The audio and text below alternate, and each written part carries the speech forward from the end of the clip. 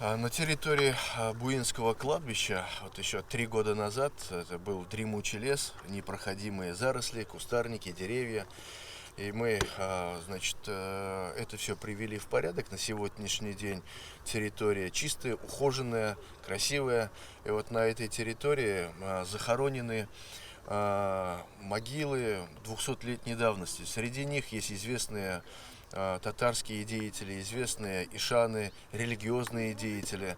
И их вот мы сейчас вот таким вот искусственным способом, натуральными камнями делаем для них отдельную ограду, как бы огородить, делаем кладбище в кладбище, для того, чтобы люди могли видеть этих древних наших деятелей.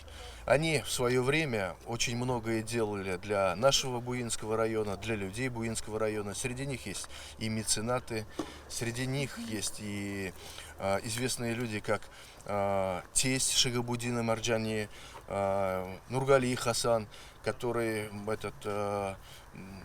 прославил Буинский район, и много других деятелей. Вот наши дети, молодое поколение, своими глазами может прийти на кладбище и посетить это место, можно сказать, даже вот как своеобразный музей на кладбище, исторический музей.